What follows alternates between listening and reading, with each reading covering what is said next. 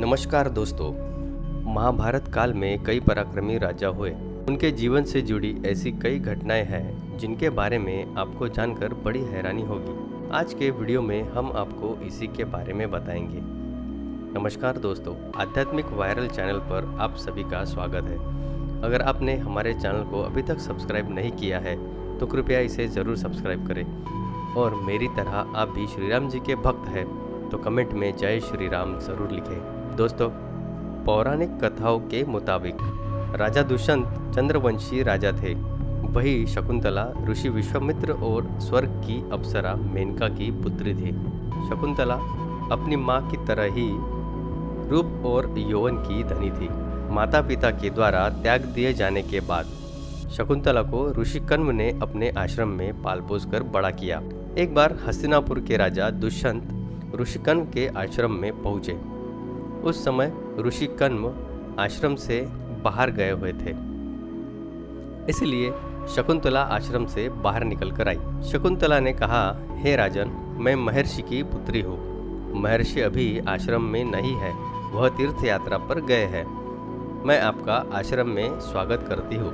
आश्चर्यचकित होकर दुष्यंत बोले कि महर्षि तो ब्रह्मचारी है, तो आप उनकी पुत्री कैसे हुई? इस पर शकुंतला ने उन्हें बताया कि वह महर्षि की गोद ली हुई कन्या है। वास्तविक माता पिता मेनका और विश्वामित्रा है। शकुंत नामक पक्षी ने मेरी रक्षा की थी, इसलिए मेरा नाम शकुंतला पड़ा। शकुंतला के सौंदर्य और मधुर वाणी से महाराज दुष्यंत मोहित हो चुके थे। दुष्यंत ने कहा, हे शकुंतले, यदि तुम्हें कोई आपत्ति न हो तो मैं तुमसे विवाह करना चाहता हूँ। शकुंतला भी दुष्यंत को पसंद करने लगी थी, इसलिए उन्होंने भी हाँ कर दी।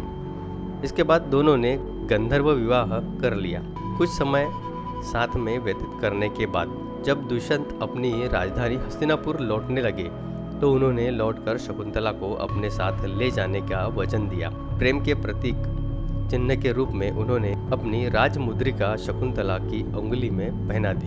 एक दिन कण्व ऋषि के आश्रम में दुर्वासा ऋषि पधारे। उस समय महाराजा दुष्यंत की यादों में कोई शकुंतला को दुर्वासा ऋषि की आवाज़ सुनाई नहीं दी। ऋषि को लगा कि यह उनका अपमान है। उन्होंने उसी क्षण शकुंतला को शाप दे दिया, जिस किसी के ध्यान में लीन होकर तुमने मेरा निरादर किया है वह तुझे भूल जाएगा।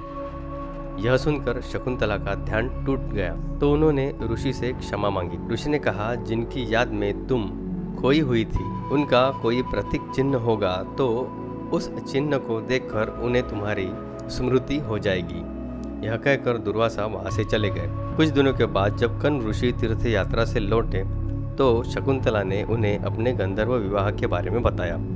यह जानकर कण्व ऋषि ने कहा, बेटी, विवाह के पश्चात कन्या को अपने पति का घर ही शोभा देता है। अब तेरे पति का घर ही तेरा घर है।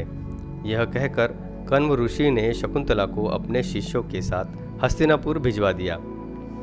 रास्ते में एक आचमन करते समय शकुंतला की अंगूठी पानी में गिर गई और एक मछली ने उसे निगल लिया। कण्व ऋषि के शिष्यों के साथ शकुंतला महाराज दुष्यंत के दरबार में पहुंची। दुर्वासा ऋषि के शाप के कारण दुष्यंत उन्हें भूल चुके थे। उसके बाद शकुंतला की माता मेनका वहां प्रकट होती है और शकुंतला को अपने साथ लेकर चली जाती है। जिस मछली ने शकुंतला की अंगूठी को निगला था, एक दिन वह मछली मछुआरे के जाल में फंस जाती है। जब मछुआरे ने उसे काटा तो उसके पेट से अंगूठी निकली।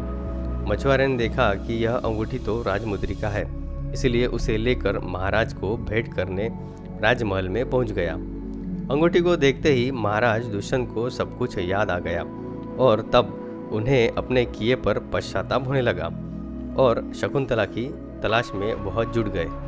कुछ दिनों के बाद इंद्र के बुलाने पर देवासुर संग्राम में उनकी सहायता करने राजा दुष्यंत इंद्र की नगरी अमरावती आए। संग्राम में विजय प्राप्त कर जब वह आकाश मार्ग से हस्तिनापुर लौट रहे थे तो रास्ते में उन्हें कश्यप ऋषि का आश्रम दिखा। उनके दर्शन के लिए दुष्यंत वहां रुक गए। दुष्यंत ने देखा कि कश्यप ऋषि के आश्रम में सुंदर सा बालक शेर के साथ खेल रहा है। दरअसल ये बालक कोई और नहीं, शकुंतला और दुष्यंत का ही पुत्र था। मेनका ने अपनी बेटी शकुंतला को उस हालत में कश्यप ऋषि के आश्रम में लाकर छोड़ दिया था। वही उसने भरत को जन्म दिया था और बालक को देखकर दुष्यंत के मन में प्रेम भाव उमड़ पड़ा। जैसे ही वह उसे गोद में उठाने के लिए आगे बढ़े, वैसे ही शकुंतला की सखी बोली, आप इस बालक को न छुए, उसकी भुजा में बंधा काला धागा सांप बनकर आपको डस लेगा। महाराजा दुष्यंत खुद को रोक न सके और उस बालक को गोद में उठा लिया।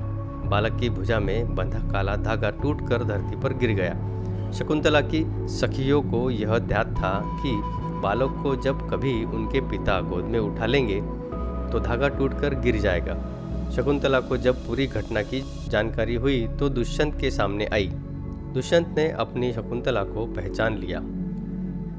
इसके बाद राजा दुष्यंत ने शकुंतला से अपने बुरे व्यवहार की माफी मांगी और कश्यप ऋषि से आज्ञा लेकर उन्हें और उनके पुत्र भरत को हस्तिनापुर ले गए।